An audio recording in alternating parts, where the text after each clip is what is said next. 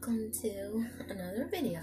It's been a while since I've been actually talking to you all. Not just doing my little videos I do. And yeah, to answer people that have said something, I know them, and I'm gonna make it a little more pretty and primed and all that. I mainly do it in here because it's the easiest. I can sit in a chair and I don't like always doing it on the bed or like that. Hopefully we're gonna be moving in a couple months, so I'll have a different whole scenery up. But yeah, next time I do an unboxing, I think what I'll do is go to the park or something nice. I've done it in the car before and other things like that, so I don't always do it here, but sometimes I just, I don't really want to go out somewhere, so I just do it here. But yeah, I'm gonna be trying to get a better backdrop. I wish there was those little fun apps that would do it for videos too. Like they do it for pictures, you can put a different background in. Those are so cool.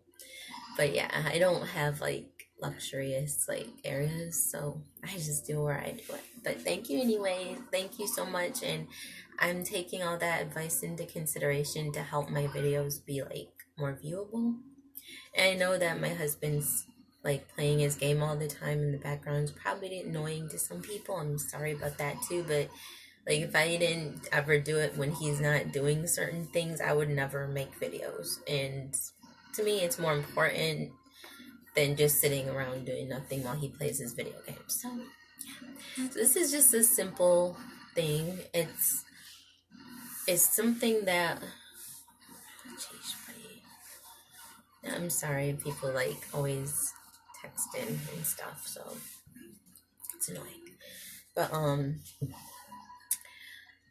I've been really debating on how much to share of my different things. I don't know, I don't even remember every little thing I've shared with you yet.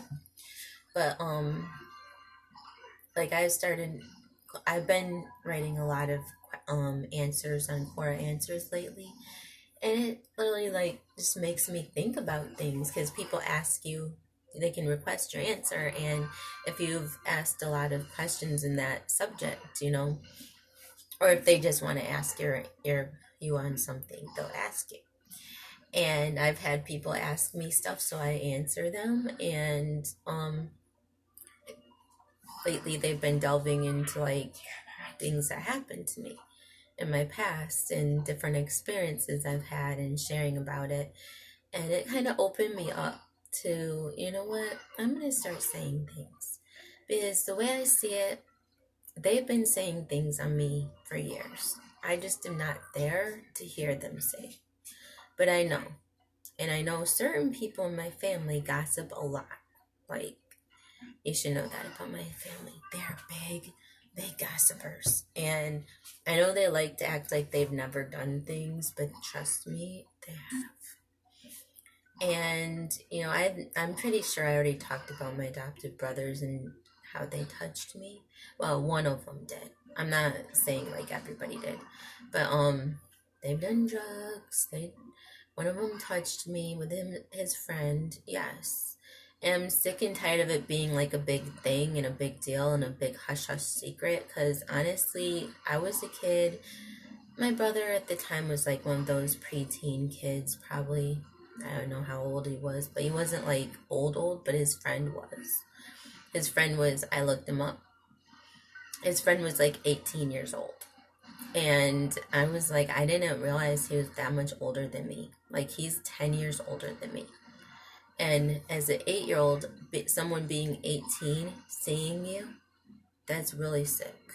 And the fact that my family wanted to hush it up instead of freaking deal with it, because it's a family member, a family friend that they respected more than a little 8-year-old kid, that's really sick. That's almost just as sick, if not more sick, than what he actually did.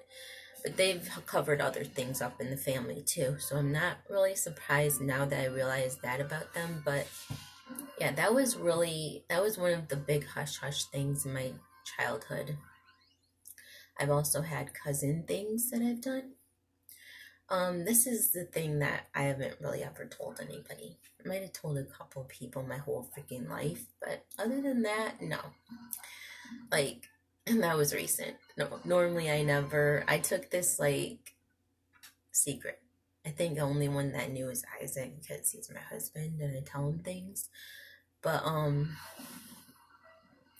yeah, this is a hard thing for me to say because I didn't ever want to say this about him. I didn't ever want things to get out because I was, I had a kitty crush on him, and all my life I thought he was like the most amazing person in the whole world. And he was my cousin. I'm not going to say his name. It's my adopted family. He also is adopted. I have a couple cousins that were adopted.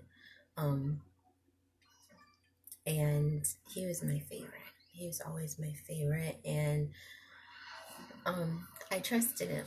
And he was through a lot of the same things I went through. So it made me feel connected. And him, me, and Johnny all went through a lot of the same things together. So I guess that's why he also felt close to me. And yeah, whenever I even think about him, I still am all happy. Even though I'm sharing this because it needs to be shared. Because he's changed. And I didn't know he was this way. There's things that has happened to him, and I'm not going to go about those because they really don't deal with me, and I don't want to out him to certain people in my family so they know who I'm talking about. Like, I don't know if they even know yet, but you know what? I'm not going to say it because I don't want anyone to know. Don't even want, I'm not even saying which of my adopted brothers did it to me, but, touched me, not did it, touched me. I'm not trying to say he did anything more than that. I never have. I've never once changed what happened. And that's a consistent thing that I have always believed that happened. Now, if more things happen that I don't remember because I blacked out, then more than likely it's not less. I'm not making more of an exaggeration. I'm making less of an exaggeration. So with dissociative identity, this is one thing I want to clear up right now because I know people are going to use it against me in the fact that they think I make it up in these alters. The thing with dissociative identity disorder is you won't remember things like extreme. You'll remember the things that your mind is allowing you to remember. So in other words, if something simple happened, or even complex, a little complex, a little amount, and it's not like full-on rape, but it's like a little bit of something that could potentially be really serious. Like that you might remember, or the thing leading up to that, but you will not remember like necessarily a full-on rape. Like, or something that is so traumatic to the mind that it had to split in the first place. Your mind will start bringing you little pieces, and that's how the mind works.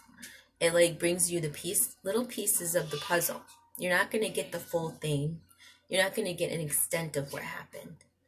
So what could have happened was my mind focused on the fact I was touched, like just with their hands, and that I touched them, and that I saw the private parts. That's what it focuses on. Now, if there was more to it, then I wouldn't remember that because it goes beyond like allowing you to remember anything that was more detrimental, that was very serious. Like, this is what your mind does to protect itself from what happened and from the truth. And my truth sometimes can be way out there. Like, you all know that my life has been always fucked up.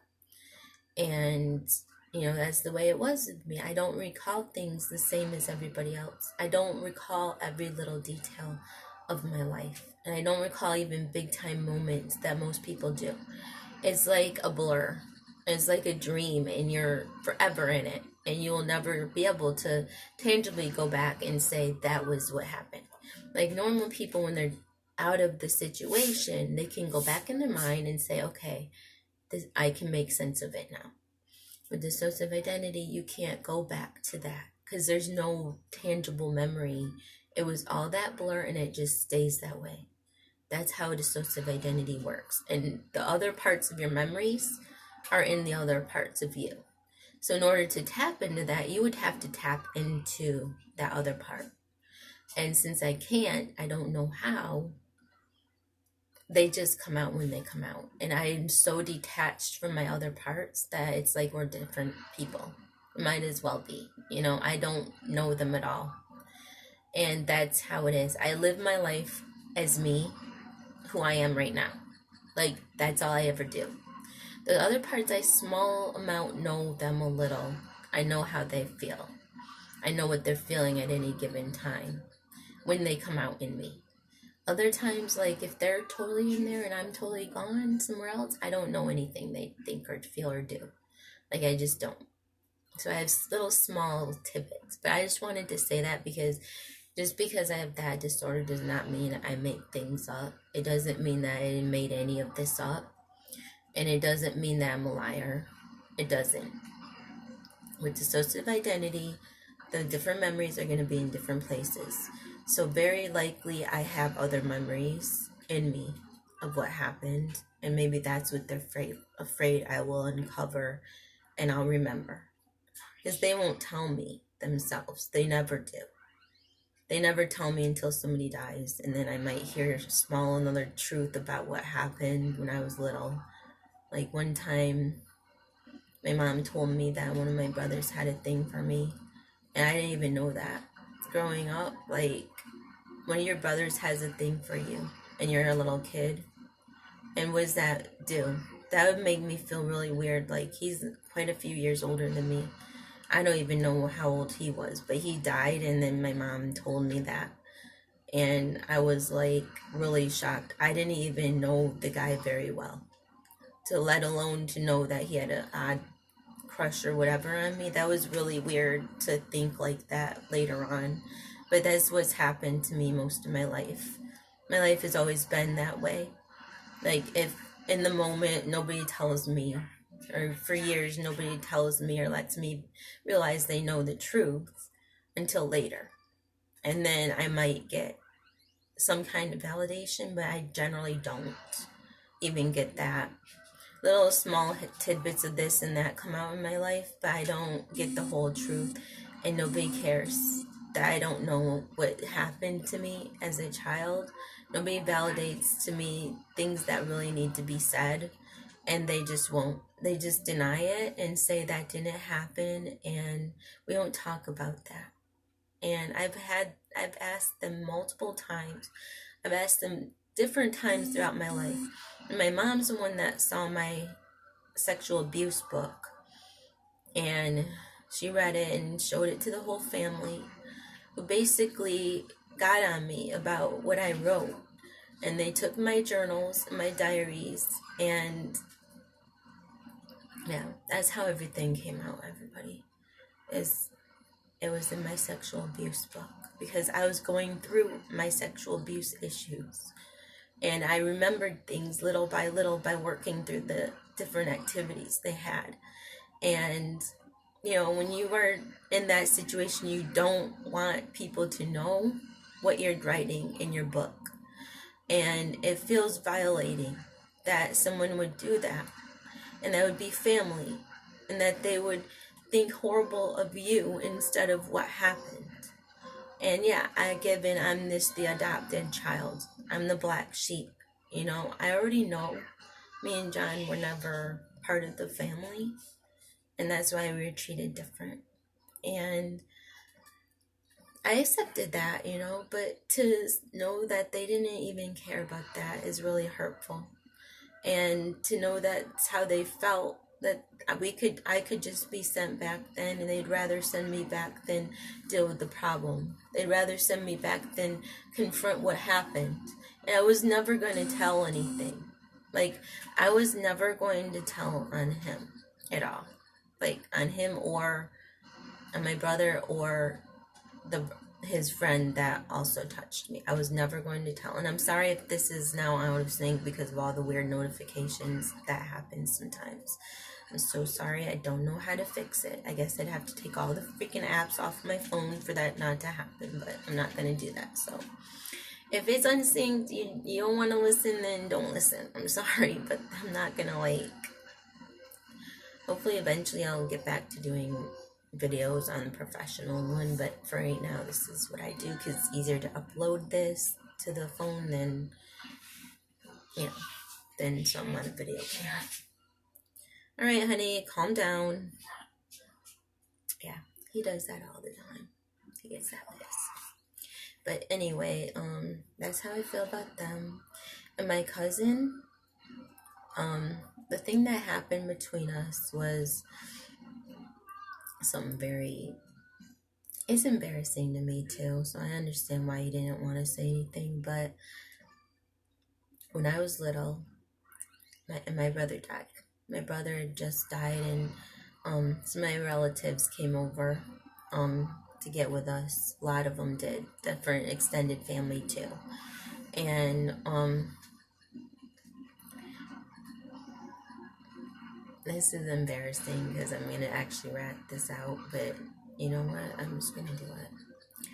It's not like as bad as everybody's probably thinking, but it's embarrassing to me because it meant a lot more than that. And I'm guilty too. I was older a little bit, but not by much. But we laid together in a platonic way, mind you, as cousins. You know, we did that sometimes, especially when we went to hotels or something. But he rubbed my back and I rubbed his back. We gave each other a back massage, and it was very sensual to me because I was that type of girl that if you even touched me, like, in a way, you know, it could be platonic for a lot of people, but I think I made it more than that. But I mean, in my mind, you know, and it was an innocent thing. It really wasn't like bad or nasty. It was pretty innocent. You know, we just did that and then we went to sleep. And we didn't even give each other a kiss or anything. So don't think anything like that about it because we weren't that way. But I had kissed him before when I was really little because that's how I was as a kid. Yeah, I kissed my cousins. It's kind of odd. I kissed a couple of them actually.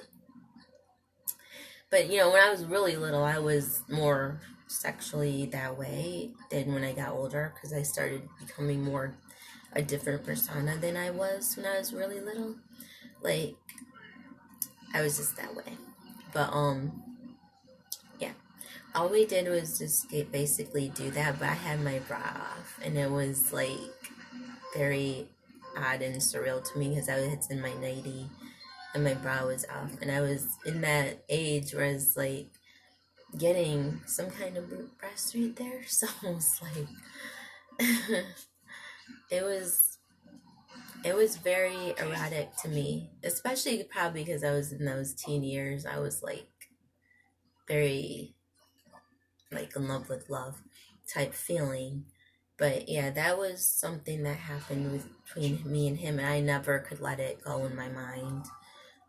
Saying it out loud is very it's very surreal to me, and it makes me feel like kind of like weird, but you know, I'm saying it on me too. I always felt in the wrong because I was the oldest, and I should have not done that, you know, and I never was like that very much. Like, I never made very much moves at all in my whole life because I knew how it felt to be like pursued.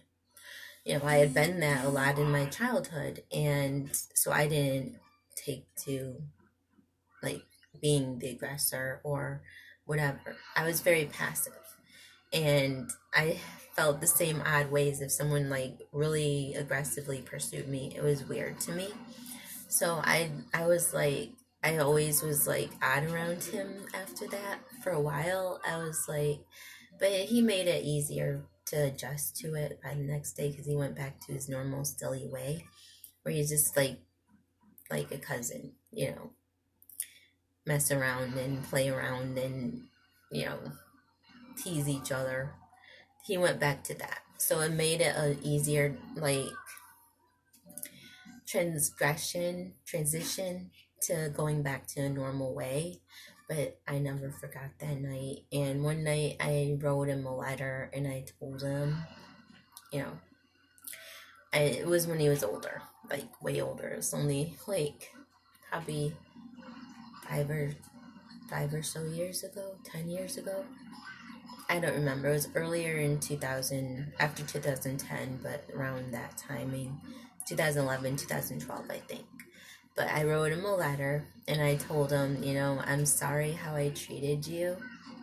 And I told him I was like, I felt guilty all those years ago when we did that.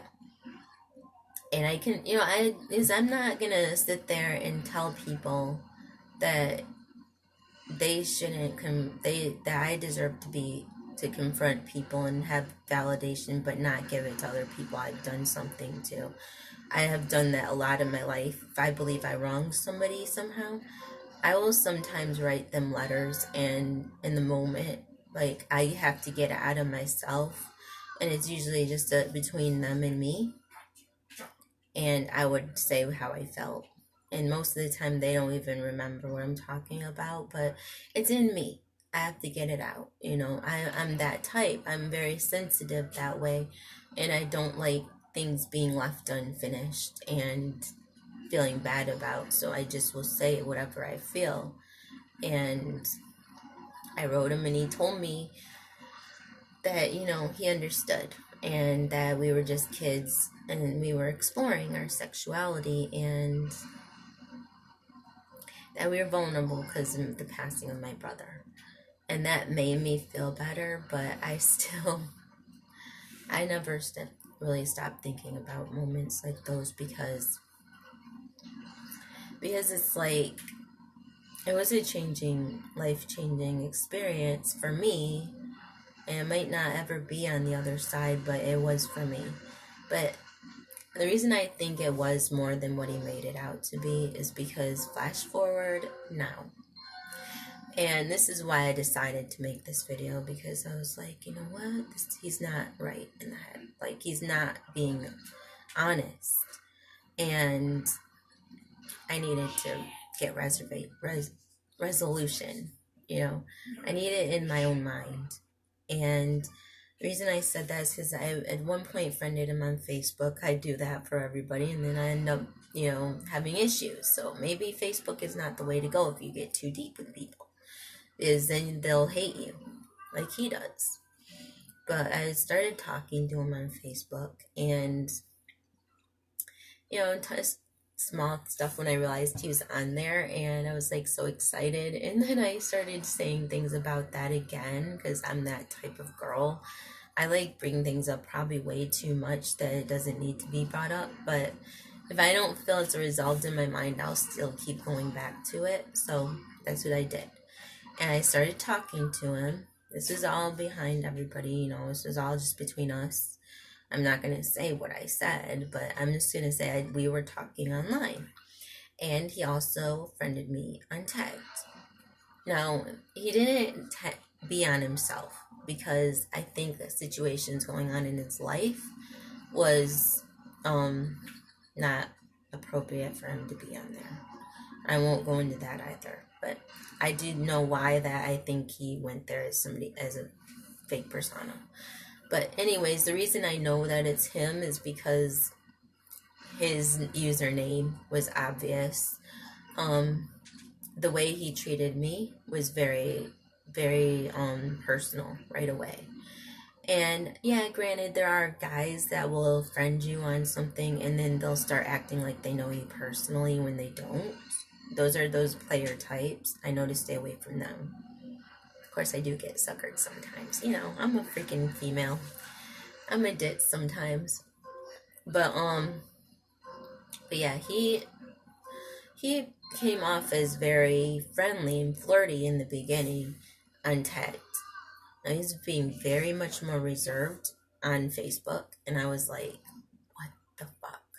Like, he would be overly talkative.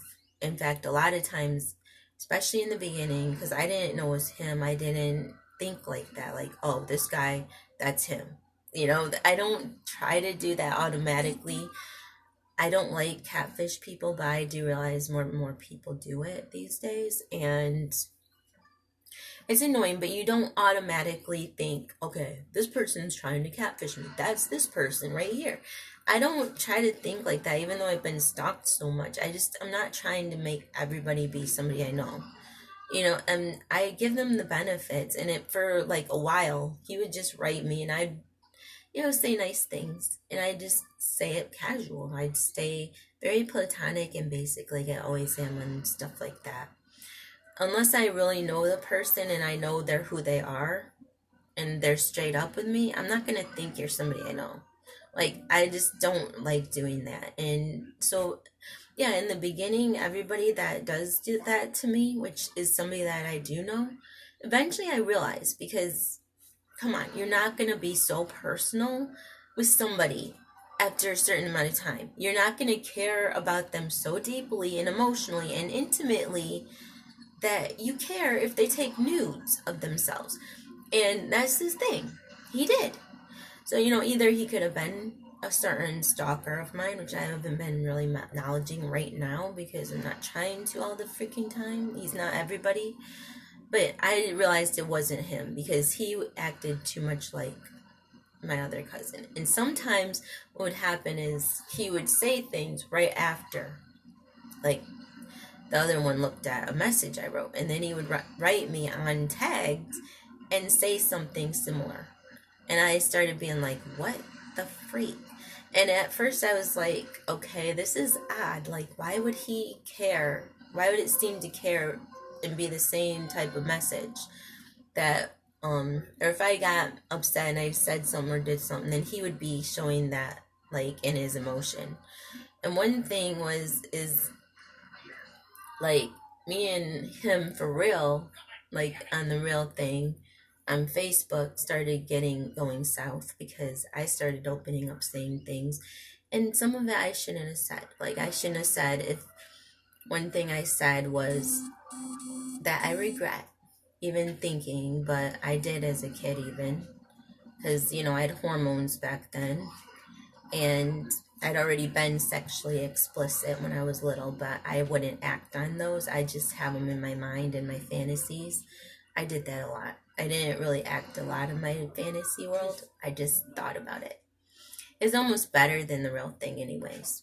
But anyway, yeah, I asked him if we had that, if we hadn't been related and we'd been that way, would you have gone the whole way with me? And he said he didn't know. He was just a kid. He didn't really know what he was doing. So, I left it at that. And then I started kind of just saying other things. I think he thought I was too flirty. And he was getting annoyed with me saying anything extra. So he started kind of getting on my case. And I was like, all right, I'm not going to be able to just take back all those feelings. I can't do that. That's what my adoptive family do well, where they act like they have no freaking feeling or emotion whatsoever about something. I'm too emotional. Like, I'm way too emotional to be able to do that with people. If I know something, if I feel something, you're going to know because I show it everywhere on my body. I can't be like some people and just keep it in. I'm like way too, when I get emotional, I get way overly embellished. And I think that's what people catch on, and that's how they know if something's going on in my mind. Because I would do that as a kid. I'd always get very emotional and upset if something wasn't right. And I'd start crying. And I could hide that and not cry. And then nobody would know. I didn't understand that. I would just get so upset because I knew I was going to get spanked or something or punished. And I was like, I was crying because of the thought of getting punished. And, I get punished because I ratted myself out. But that's how I am. I wear my emotions everywhere. So everybody knows something's wrong or something doesn't seem right with me. I have those weird expressions in my face. And everybody can see that about me. So, I'm not lying. Like, I just get that way. Anyways, yeah, he started being a little bit more active on TikTok, and I started catching on that was him. And he went on my X videos. He saw my stuff, and he liked that. But and then later on, I was like, "So you think I should just take off my nude? Stop putting my nudes up?" And he's like, "Yes, stop putting out nudes." And I was like, "Okay, that's what you're upset about all the time with me." And it made me realize this isn't just a average guy. Like, he's not. No guy out there cares if a girl that they don't really like or care about in that intimate way puts out stuff. He wants her to, because then he gets more. I've had a lot of guys on my stuff just in private messages always want my stuff. Always want more pics, more freaking things, more videos, this and that. Like, I have God knows how many videos and pictures out there. I've had even other channels and other things and other videos that people could have had from my past that's not even on this channel. So, between all the stuff that is out there, that was out there, or that ever could freaking be out there, how the fuck many pictures and videos does a guy need of one woman? Like, honestly, that's one thing I do wonder. Like, and I'm always like, yeah, I put my stuff out in public, for everybody. And they're always like, oh, I want one special one. like, it's just, like, I have to share. I can't just do one person. Like, everybody wants me to just be for them, but you know what? I like being out there for everybody. Like, I can't just be that one guy girl. And I kind of have a guy, so most of the guys that are out there are going to have to get in line. Because he's right now. Like, later on, I already have, like, a whole lineup anyways. So, yeah. Anyways, though, yeah. Talking about that, there's no guy out there that should be so jealous that a woman who already has a husband is putting out nudes. Especially since my husband takes it better than he did. And I was like, okay. That really confused me right there and started making me think that I knew this person. I must know him from someplace. Because I was like, there's no way he's just a regular guy. Like, he's acting really weird with me and what I do. And that got me realizing he's personal toward me. And that's why I started saying things that very personal toward me that only people in my family would understand to him, which I won't say that because that would be gossip. But it was stuff that confirmed my theories because within a certain amount of time after I really truly started saying things that I knew he could not deny, like one thing I'll say, because I was talking about incest. And I was like talking about it as it got in our subjects. And he was like, no, I can't condone incest. I don't believe in that. And I was like, because I was talking about my brother and how we were related and everything. And we had he had interest, I had interest, and everything. And he kind of started getting jealous at that point. And after that, he was like, no, I can't condone incest. And then later on, I was like, well, what about back massage type thing? I wanted to see if he would really take offense. And he was like, wouldn't that be inappropriate? Would that be inappropriate to you? And he was like, later on, he kind of ignored the question. And then later on, I was like, well, you didn't answer it. Are you okay with back massaging? And he's like, I just find it a little weird. And so, but not long after that, I started talking about this and that. And I think I started really pushing his buttons that I knew he was who he was. And he started realizing I was not going to just be okay with being like that. I think he liked it when I was more in the dark. I didn't know it was him. And he just was like, I'm probably going to be quitting tag soon. And then later on, not too, like a couple days ago, I got a message. I woke up, I think it was like 2 days, either yesterday or the day before that. And it really hurt me and broke me a lot because I knew it was him. He was like, well, our journey together is over, and I don't want you to message me anymore. That really hurt. That really freaking hurt, because I tried to refriend him on Facebook, because I was like, well, maybe he'll talk to me there again. And he deactivated the ability for me to friend him at all. So, he's trying to kick me out from any of the avenues I know to contact him, and it really hurt me deeply. Because he was the one person left that I thought understood me and my whole family, besides Johnny. And I lost him, and I cried. I cried last night. I think it was yesterday. I felt so miserable the whole day. And I'm not going to my family get-together. My mom somewhat cares for me a little. If there is any kind of, ability there, it would be for her, but I can't do it anymore. And I've tried a lot of times to try to accept them. They don't care. They live their lives. They don't probably even think about me, except those little times when I'm around them. So, I don't buy in this story that they are so, that they actually really care and this and that. Like, I'm not accepting that. They seem to have perfectly wonderful lives the way they are. And I'm done, I'm just done pretending. They're going to be moving, so it's kind of a good thing that they're going to be gone, and I won't even have to put on that why I can't come to family gatherings, I won't have to worry about it. And I'm just not gonna care anymore. I'm done. I'm done.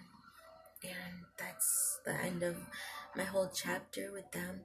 Is I'm moving to in a couple months, and this will just be a bad place and a bad nightmare in my mind. I will never really give this very good memories. Thankfully, Lisa, my sister's still in my life, my possible twin, and she still stays and following me. I write her and she doesn't really talk to me at all anymore, but maybe it's too hard on her too. Everybody that deals with me deals with some really strong emotion. I know. Like, I get that it's strong. That any of the situations in my life have not been easy, but I've been living it my whole life, and I'm still going strong.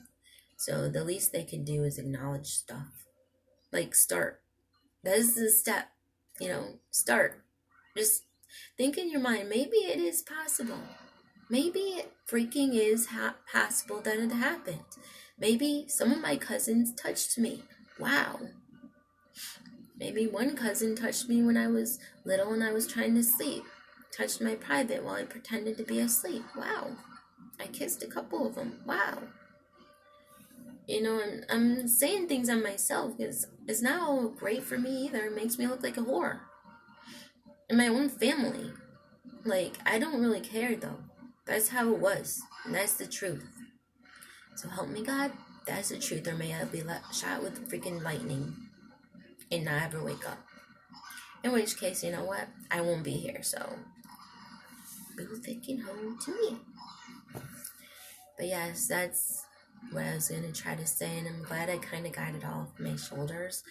It was weighing me down, and I needed to get it out of me. I really lost my whole relationship with my cousin, though I think he's still on my ex videos. He said at one point he was on there a couple weeks ago, and that was like probably a month or so ago. So he's does go on my stuff, and he knows where my stuff is on there. And before he started getting kind of weird and trippy on me, that I started realizing who he was like very like playful, flirty, suggestive, sexual. We talked very intimate things. So, he can't deny what he felt. And maybe he felt embarrassed that he liked his cousin. I don't know. But we're really not blood, we're adopted. So I don't know if that counts. But you know what? It is what it is, and the heart wants what the heart wants. And if he cared about me like that, then he shouldn't feel bad. I don't feel bad. I cared about him too. And he'll always be somebody I care about. And if he doesn't want to acknowledge it, fine. He can take it with his grave too, just like everybody else in my freaking family. If everybody in my whole freaking life and in my family wants to take their shit with them to their grave like my dad did, fine. Don't acknowledge anything. Don't be like Johnny. Because John's the only one that was strong. He wouldn't back down. He would say things. And that's what I respected about him. And yes, I loved him. I always did. And nothing anybody says is going to make me feel otherwise. I know what I cared about. And you want to keep your pictures. You want to keep the family video, because I know one of you in the family has a family video still that works. I doubt everybody's copy got screwed over. There's a plenty of siblings that got one of those. So I just have a hard time believing that BS line all my life, and I'm not going to. You just don't want me having any memories from my childhood, which fine. You got my pictures? You got my freaking family videos? You got everything. I can't share any of my life with you. Maybe that's what you want. You want me just to share my life now. Then don't freaking be jealous when you're not a part of it. Because that's what's happening. It's like you're jealous that I'm sharing about my biological more. But yeah, you don't care about me to share my past anyways. Every time I would want to say something, I had to get it okayed and proved by you. That's not going to happen anymore. I'm going to share what I freaking feel like sharing, just like you all do. To your little people that I don't know about. You don't like it? Sue me. I don't really care. Because I've been to court God knows how many times. It's just another day. And I'll have my day in court. And I'll be able to say what happened. And I'll be able to bring my freaking caseworker, my counselor from back when I was in high school, remember? I can look her up. She can tell me that, yes, I was working through things. But I also told her in confidence, and I also told her I wasn't ready to share it with everybody yet. But, I guess y'all did that for me. I wasn't going to say it to anybody, not a soul, just her. I'm not like you all. I don't gossip every 2 seconds. And back then, I hardly talked shit about anybody. I hardly said a word. I was a house mouse. And everybody seemed to like it that way. But you know what? I realized you didn't respect me. You just were happy that I didn't say shit. Not anymore. And you want to be friends with that bitch, J-H. Yeah, it's a female. Those are her initials from before she was married.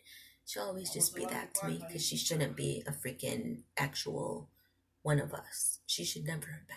She's a freaking bitch. But anyways, yeah, you go be right with her and talk crap behind everybody's back with that arrogant, gossipy bitch.